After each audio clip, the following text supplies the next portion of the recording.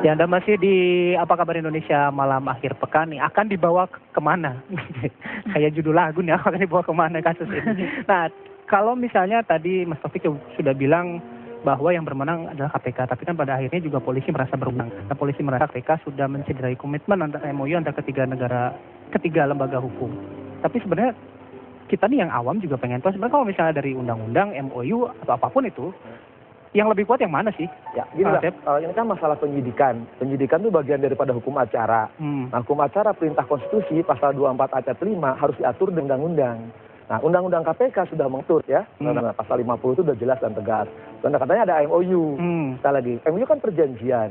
Perjanjian tidak boleh dibentuk bertentangan dengan undang-undang, kesusilaan, dan ketertiban. Malah jurisprudensi Mahkamah Agung mengatakan tidak boleh bertentangan dengan 4 pihak. Kepatutan, ketelitian, kehati-hatian. Nah, jadi hukum acara tidak bisa dibentuk dengan dengan MOU, apalagi undang-undang telah mengatur. Oke, berarti tidak boleh melanggar Undang-Undang 50 tadi ayat 3. Iya. Tapi tidak sanksinya apa kalau hukum acara sudah jelas, tegas, dan tuntas. Apa sanksi di situ? Enggak ada sanksi, itu pengaturan. Jadi, masalah tidak, itu kewenangan. Pasal 50 ayat 3 itu menyangkut kompetensi, kewenangan siapa. Gitu kan. Itu yang akan nanti dibawa ke ranah ke kejaksaan juga. Ya, nanti kan katakanlah polisi maju ke kejaksaan. Apakah jaksa juga maju atau gitu. Tidak? Ya, atau mau atau tidak, yang 4 itu ya, kalau yang itu jelas gitu kan. Apakah nanti Pak jaksa akan menerima berkas? Karena pengetahuan dan pengalaman saya, bisanya hakim kalau penyidikan yang tidak berwenang, nanti hakim akan menjatuhkan tuntutan JPU tidak dapat diterima. Saya kasih contoh. Kalau orang nilang, bukan oleh penyidik yang berwenang, itu pasti saya melepaskan orang itu. Karena penyidikan yang cacat hukum.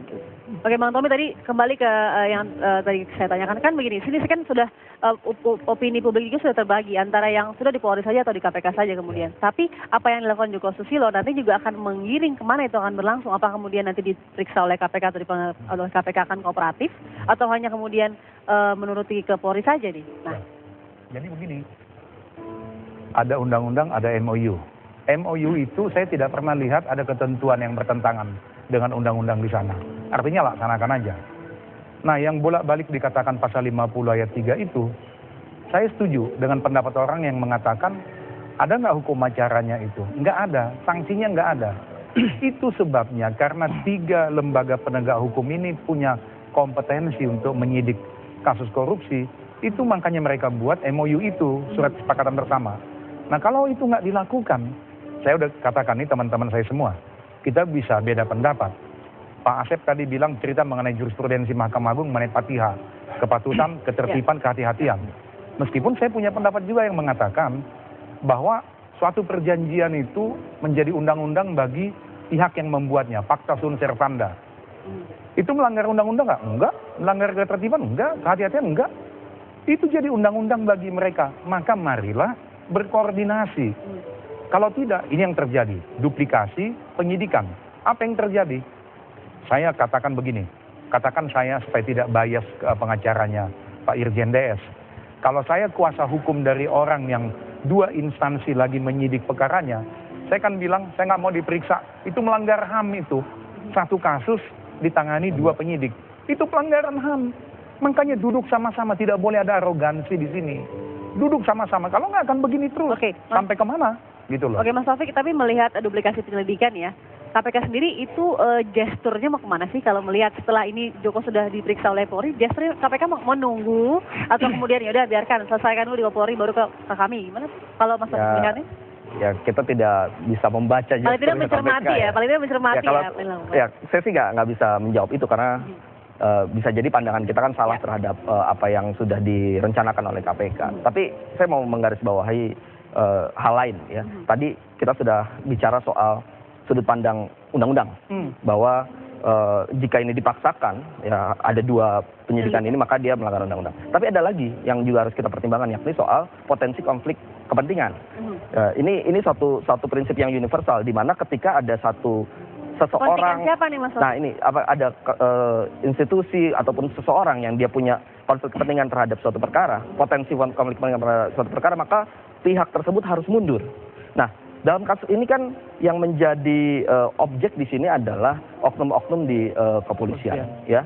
Dari kasusnya ini bukan tertutup kemungkinan akan bisa-bisa menyebar kemana-mana juga. Gitu kita tidak tahu, gitu ya.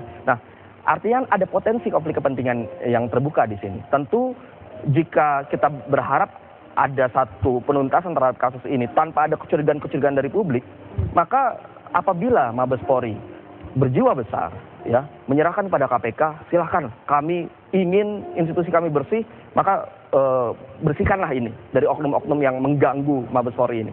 Nah, itu akan sangat baik. Dan ada beberapa catatan juga yang kita miliki gitu ya. Misalnya pertanyaan-pertanyaan pertemuan tanggal 6 Agustus di Divisi Hukum, di mana di situ diundang para ahli, kemudian ada petinggi-petinggi Polri, dihadiri juga oleh kuasa hukum dari DS gitu ya. Di dalam satu pertemuan kita tidak tahu membicarakan apa, mungkin Pak Tommy atau Pak Boy bisa menjelaskan apa isinya, tapi dari segi pandangan bahwa terbuka potensi konflik kepentingan itu ada juga. Kemudian beberapa waktu kemudian ada info dari media, mungkin bisa diklarifikasi juga bahwa kuasa hukum dari DS juga diminta menjadi kuasa hukum Polri. Tapi Mas Taufik juga jangan dilupakan jadi bahwa banyak potensi-potensi konflik kepentingan yang... Tapi jangan lupakan juga bahwa Kapolri sendiri juga pernah mengatakan bahwa kemudian Polri berhak untuk melakukan pemeriksaan internal. Ya. Ya, oke, pemeriksaan internal bisa saja dilakukan. Tapi kan di sini ada persoalan pidana, ya, pemeriksaan pidana yang dia akan berujung pada pengadilan, gitu. Jadi di sini kembali lagi sebenarnya kita berharap pada Pak Kapolri, ya, ini kesempatan yang baik buat Pak Timur Pradopo untuk membersihkan Mabes Polri ini dari oknum-oknum itu. Dengan kan sayang juga, gitu maksudnya? Betul, sayang juga kalau misalnya banyak oknum-oknum di kepolisian yang kemudian berharap agar institusinya bersih, tapi itu sulit tercapai, jadi kecewa juga. Nah, kita jangan sampai justru ini dikuasai oleh orang-orang yang merasa terganggu kepentingannya dalam kasus ini. Tapi kita nggak boleh prejudis juga seolah-olah mereka ini adalah yang mengotori institusi Mabes Polri. Tadi kan kita bicara mengenai konflik of interest, ya kan ya. Sebetulnya sejarah penegakan hukum di Mabes Polri nggak ada. Mohon maaf dengan Pak Susno Duaji misalnya, mereka tangani. Pak Suitno Landung, teman saya, tetap ditangani, nggak ada konflik of interest. Jangan terlalu menduga-duga yang tidak baik. Artinya ketika mereka sudah membuat MOU itu untuk berkoordinasi, lakukanlah itu. Kalau ujuk-ujuk KPK terus tetapkan ini tersangka tanpa koordinasi, itu yang menjadi pertanyaan, ada target apa? Sebenarnya Kang Asep jadi khawatir nih kayaknya nih. Nah, ada khawatir nih. Koordinasi nggak lucu gitu, maka kalau koordinasi dulu. Aku memenuhi persyaratan bukti permulaannya, adanya penyidikan tetapkan tersangka, adanya bukti ya udah cukup. Ini diperiksa juga belum kan? Ya nggak bisa aja, nggak bisa apa-apa kalau saksi menemukan bukti penyidikan bisa tidak selalu. Nah, belum diperiksa tersangka ada ditetapkan tersangka belum ada bukti boleh aja. Dilakukan penyitaan penggeledahan karena belum punya barang bukti, itu masalahnya. Itu pertemuan yang waktu itu yang tadi kata Mas Taufik ya? Taufik itu apa yang salah sih? dengan? Nggak ada biasanya. Membicarakan apa jadinya? Macam-macam. Ini ada mau lebaran segala macam. apa yang dikhawatirkan dengan pertemuan itu sih? Kan nggak ada. Jangan menduga-duga yang tidak baik. Tidak boleh seudon ya. Iya. Tapi kan ada Bang Tommy kesana itu ada hukumnya begitu. Kenapa nih ada Bang Tommy segala? Pak, gimana penegakan hukum di tanah air? Pakai dengan hukum ya. Baik. Iya dong. Iya kan. MOU juga nggak? Gimana Mas Taufik? Maksud saya gini, kembali ke pasal 50 ayat 3 itu, bertahan pada pasal itu. Tapi kan sudah tidak laku, sudah ada MOU Bang Makanya, Tommy. justru itu, kalau undang-undang itu kan kita belajar hukum begini, undang-undang itu ada ketentuannya, ada normanya, ada sanksinya. Undang-undang kita ini kadang-kadang aneh. Dibuat undang-undang, tapi bagaimana how to implement it, nggak pernah dibuat, namanya hukum acara. Jadi wajar-wajar saja orang yang terkena, dalam tanda kutip, loh, kami juga punya kewenangan untuk menyidik kasus korupsi. Nah, tapi kemudian karena tidak bicara hukum, mulai bicara harus berjiwa besar dong, Polri. Ini penegakan hukum apa penegakan jiwa besar? Kan itu yang jadi masalah. Tapi kan keberatannya itu tadi kata Mas Taufik, ke Pak Boy juga adalah yang selalu mencuat adalah yaitu jeruk makan jeruk tadi. Bagaimana Pak Boy? Iklannya Gini, sesuai. Pak Boy, jangan makan sedikit, Pak Boy. Nah, begini. Meng-counter adanya konflik kepentingan di situ. Saat ini adalah momen untuk kita juga menunjukkan komitmen ya kepada masyarakat bahwa kita dapat menegakkan kepada internal ya. Jadi tidak ada masalah, pengalaman-pengalaman sudah ada dan kita sudah tunduk kepada hukum peradilan sipil ya, anggota Polri ya. Jadi sudah lama ini. Jadi anggota Polri, menyidik anggota Polri itu sudah berjalan lama dan kami yakin ini juga bisa dikontrol oleh semua pihak ya. Dan juga termasuk disupervisi oleh KPK karena KPK punya tupoksi juga mensupervisi. Jadi kita tidak lagi pada ranah mendikotomikan kewenangan antara Polri dan KPK. Penyidik Polri sudah melangkah cukup jauh ini, sudah hampir separuh perjalanan. Dan mohon doa restu aja untuk agar kita Tapi gini Pak, Salaman dong. Habis ini salaman dong.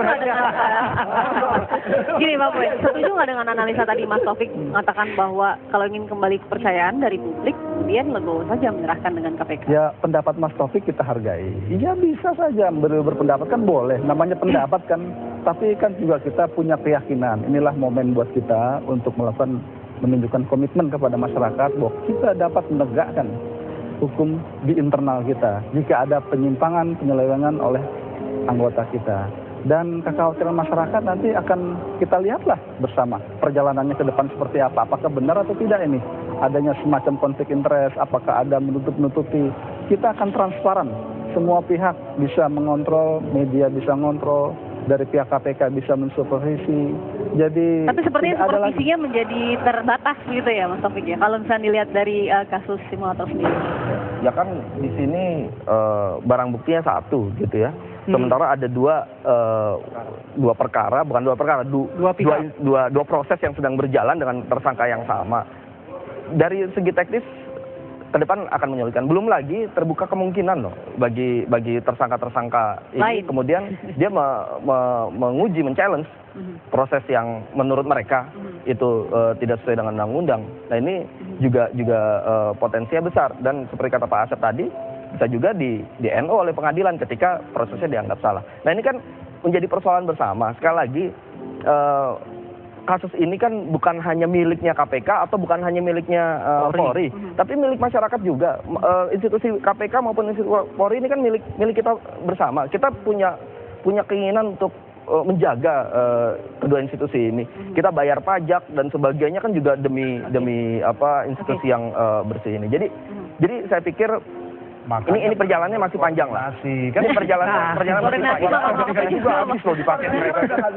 Masyarakat udah kekeh gitu kan. Gimana mau koordinasi kalau misalnya udah kekeh? Polisi kekeh, KPK kekeh. Justru itu, arogansi itu nggak perlu. Sekarang nggak ada arogansi lah, itu nggak ada Duduk arogansi. sama-sama. Karena kenapa? Kalau tidak, ini jadi bahan tontonan juga dong. Memang sudah jadi bahan tontonan. Hiburan kok malah. Makanya duduk sama-sama pimpinan. Tetapi kalau dengan arogansinya datang mau bintang 2, bintang 3, bintang 4, ya kita nih gimana sih, saya nggak ngerti lah. Jangan gitu. Ya, ngono yo ngono kata orang Jawa. Yo ojo ngono. Duduk sama-sama. Kalau sudah main seperti itu ya susah dong. Oke Kang Asep, ini mungkin ke depan ya Bayu, kita lihat ini kekhawatirannya apa sih kemudian nanti jalan bersama nih. Pernah tidak ada kasus kemudian yang duplikasi Saya pikir nggak akan mungkin nanti dua bersama akan wujudnya kan ke pengadilan tipikor kan. Nah, itu tadi yang katakan pelanggaran HAM ya itu kan pasal 1 ayat 6 kalau dua-duanya maju. Belum sampai ke tipikor. Ya belum tipikor. Tapi jadi masalah kan polisi nanti kan belum sampai jadi masalah apa jaksa mau berkas atau tidak.